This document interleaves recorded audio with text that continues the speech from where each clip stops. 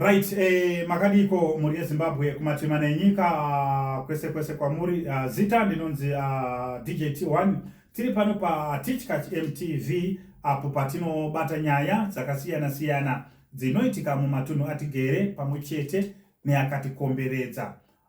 So nhasi ndine mukomana vandinaye kana kuti baba vandinawo panapa zuva ranhasi watoda kuti tinzwe kuti nyaya yavo yakamira sei. Asi nyaya baba ava handingati inyaya inofadza, inyaya inopisa tsitsi, inyaya inosiririsa. Saka so regai timbonzwa kuti nyaya yavo yakamira sei, uye chii chiri kumboitika mukurarama kwavo, mukugara kwavo mukati meupenyu. Baba makadini? Makadini. Tinofara edu kana muchifarawo. Aiwa, tinokutendai nekuti tsikawo kuno. Right, ndanzwa muchitsanangura dambudziko renyu. Ndoda kuti munyatse kutsanangura zvizere. Dambudziko renyu rakamira sei? Dambudziko rangu ini ndoitwa Brighton Mushoriwa. Ndobva kuSolomio. Okay. All right. Saka inini ndine dambudziko randosangana naro. Torongo ndakaona namba dzenyu chichi ndakanzwa kuti munoita zvemedia wati social media. Ichokwadi. Kuti ndinge munge muchindipushirawo dambudziko rangu kuti ndikawane rangandibatsira. All right. Ndizvozvo ndakanzwa muchifona ndikati aiwa hapana chakaipa, svikai kuchi? Svikai kustudio. Right, dambudziko chii chiri kunetsa mukati meupenyu, zvakamira sei? Inini kutozvitsanangura zvinotorwadza mukoma. Zvinotorwadza kuzvitsanangura.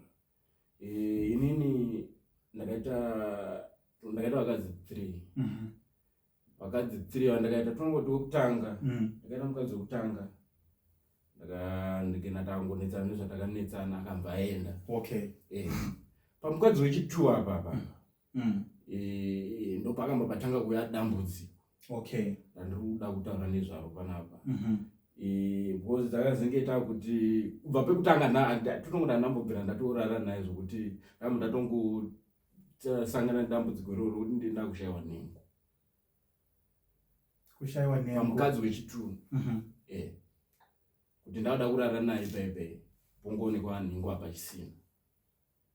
Kushaya nhengo zvokutotsakatika here kana kuti nhengo haisi kusimuka? Nokuti kwete mukoma, zvokutoshayika zvokutenge pasina chinhu zvongofanana neava padama apa mukoma. Saka zvane nguva yakareba sei zvichiitika kwamuri? Zvatone nguva tonongoti 4 years. 4 years? 4 years. Ko mukufamba makambofambirawo here dambudziko iri kuti rikagadzirike sei? Tinotofamba mukoma, taitofamba, asi mai vangu ndovaive nechido sokuti but mai hatingati vaikwanisa kuzvipinda because pataifamba zvaingonzi ndezvemhuri. Okay. Saka mai ndivo vaive nechido chokuda kuti tinge tichifamba, saka mai havangazvikwanise kunge vachizvipinda stereki because zvaingonzi ndezvemhuri. But ini chaizondishamisa manje zvinogonzi ndezvemhuri because mukoma wangu, munin'ina wangu inini vanotone mwana, munin'ina atone mwana futi.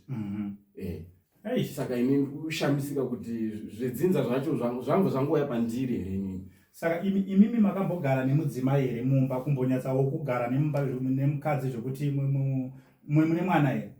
Handina kana mwana mukoma, handina kana mwana. Saka muri kumangara here kuti hamuna kubva pa4 years dzamuri kutaura zvinhu zvenyu zvichitanga izvi, hamuna kuzombogara nemukadzi, munyatsogara nemukadzi kuti magara mainjoya mukadzi, mune mukadzi wenyu? Handina kumbogara nemukadzi because inini mukadzi vanenge ivava vacho namba ndo vandiri kutaura.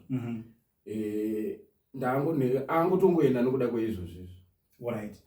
Zamara tongoenda. Imimi pamunoshaya nhengo yenyu, munonzwa here mafeelings kuti izvozvi muda kurara nemukadzi? Mafeeling anenge atoripo, ndotomanzwa zisingaite zvejinja chaizvo kutonzwa kutoda chaizvo. But ndauda kuti ndichiuyu because ndinenge yakatosimba chaizvo kuti ndauda kuti ndichitouyu. Kungoonekwa hapana, patongori padamba hapana chinhu. Saka zviri kutondinetsa kuti chii, ndoda kubatsirwa. Handatambudzika. Aiwa, ndiri kukunzwai. Ndikukunzwai aiwa, tinodaira kuti kunzewo kumhuri yeZimbabwe kune vanhu vakawanda vanogona kunzwa nyaya yenyu. Kune zviremba zvakawanda zvinogona kunzwa nyaya yenyu. Asi kuti vanhu vakwanise kukubatsirai vanenge vachida kunyatsa kunzwa zvizere sematsanangudzira amuri kuita. Asi imimiwo semunhu mukuru handiti zvinhu zvenyu makazvitarisa zvakaita kunge fanika zviri spiritual, zvine chimweya, zvine kushandiswa kuri mukati. Ndozvandakatoona hama dzangu ine ndinotombodzudza but hadzisimudzi musoro. Hapana dzatinotaura chine musoro, hadzisimudzi musoro. Saka ndatambura. Pandinongofamba kungonzi kudzinza kwenyu tatoneta nokufamba. Nyaya yenyu inosiririsa. But chiri kuzondinetsa manje kugonzi kudzinza vakoma vangu vanin'ina vangu vatori nevanhu. Zvozongonzi zvangouya pandiri inini, zvese zvedzinza zvese zvauya pandiri. Pandoda kunyatsa kunzwisisa mukoma ndepekuti imimi pamuri kushaya nhengo yenyu. Nhengo yenyu iri kugara isipo here kana kuti nguva yamunoda kusangana nemudzimai ndo painobva yashayika? Zvangufanira nepapa mukoma. Nhengo nditori nayo izvozvo zvekuti kana muda kuti aiwa izvozvi iripo. Nditori nayo izvozvo. Time yamunoda kusangana nemudzimai ndo painobva yatsakatika. Because ndotonzwa mafeeling pakuda kutosangana nemukadzi. Ndotonzwa mafeeling kana kuri kutosumuka yotosumuka. But ndakuda kuzoti ndidaiso nemurare nemukadzi pasina inobva yatoshayika ungofanana napa. Saka mumwe haya musachema koma kutouya kunoku kwakuda kuti tibatsirane. Musacheme. Pandoda kunzwisisa mukoma kaiwa nyatsai kutaura neni zvakanaka, musacheme. Pandoda kunzwisisa panyaya yenyu ndeyekuti zvinhu izvi zvichitanga izvi kozi kune vamwe vanhu tingati hamuna kana mborara kana nemudzimai wemunhu. Ina handina mborara nemudzimai. Nditori munhu akazvibata kuti ndinoda nemunhu ndotozotora munhu ndotozorara naye munhu apamba pake ndo paakushayika nhengo. Pakashanda. Saka imimi muchizvitarisa pane here pamuri kufungidzira kuti dambudziko rangu zvichida rakabva apa kana kuti zvakatangira apa? Pane here pamuri kufungidzira kuti zvichida pandakambodai so ndo pakadai so, kuti mudzimai wenyu wekutanga angadaro ari yakakugadzira here kana kuti kwakungonzvera-nzverawo zvangu? Ichocho ndochokwadi because pamukadzi wekutanga ndo pandiri kufungidzira kudaro kuti anogona akandigadzira pakusiyana kwatakaita. Because pandakasiyana naye ndichizotora umwe wechituka ndo pakambva tangira dambudziko iroro. Izvozvi ariko here kana kuti hamuchatozivi kuti ariko? Ndinganyepa, handisi kutomboziva kuti ariko. Handisi kutomboziva, ndo pakatangira dambudziko iroro. Alright. Saka patime yamunosangana yamunoti imi mashaya nhengo, mafeelings anenge achiripo here kana zvinobva zvatodzima? Zvinobva zvatodzima. Zvinotodzima kutowa. Nhengo hapasisina. Hapachina kana feeling pasina. Kuna nachiremba maenda kumaprofita maenda kwese kun'anga kuchiya hakuna kwatisina kuenda. Ndichizama kuti ndibatsirike but alright. Ko ukama menye muchimbotaurawo nawo here kuti muri kumbofambawo wachiti kudii? Baba namai vachiripo? Variko. Saka wakaitorawo sei nyaya iyi? Wakati chii nenyaya iyo? Vanongozviona sezvinhu zvisina basa, ndo zvandikutaura kuti havambozviitire serious kana kuti chichi. Saka zvezvakundinetsa manje kuti kochii. Imimi mumhuri mungafungidzirawo here sekunzwa kwamuri kuita kuti munogona kunge muine ari kukushandisai kana kuti hamusi kuzvipiliva? Ameno kungonzverawo zvedu.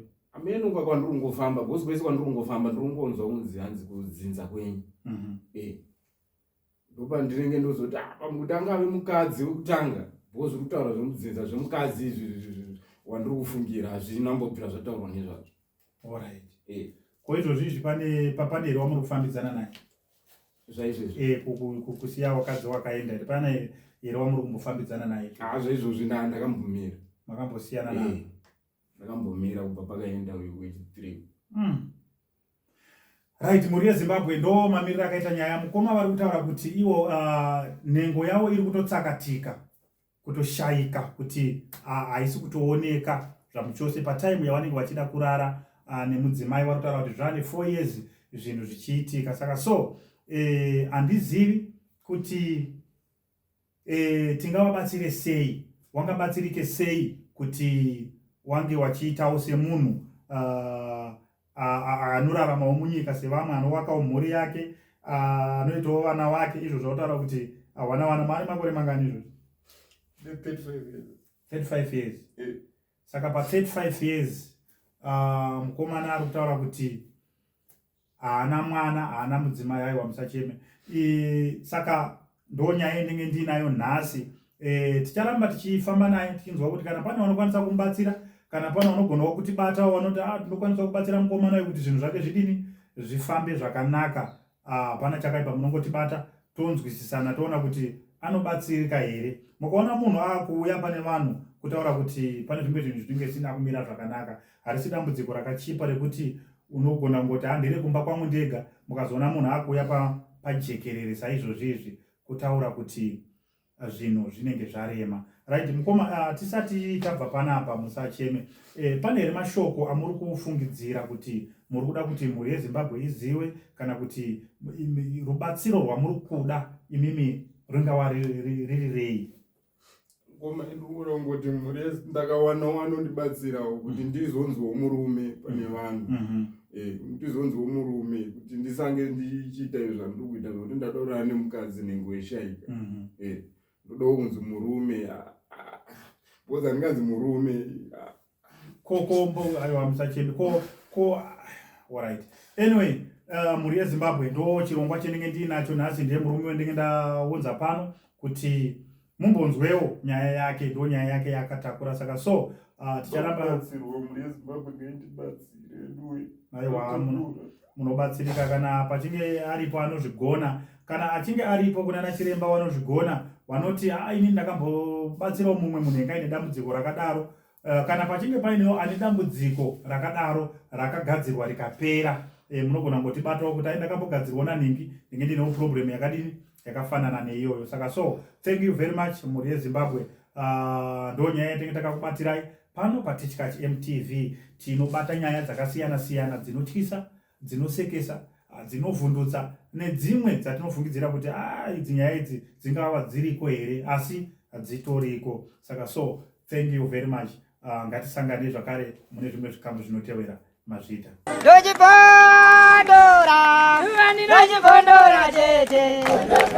TichCatch MTV inokupa nyaya dzakasiyana siyana dzinoitika mumatunhu atigere neakatikomberedza, dzinotyisa, dzinovhundutsa, dzinokatyamadza pamwe chete nedzinosetsa. Kuti musarasikirwe nenyaya idzi, munoenda pa YouTube channel yedu TichCatch MTV, mondo subscribe ipapo. Musakanganwe kulaika pamwe chete nekushare. Musazokoshiwe kupfanya kabhatani ako ndokabheroka kuitira patinokanda chinopisa munoyeuchidzwa. TichCatch MTV tinodzifambira.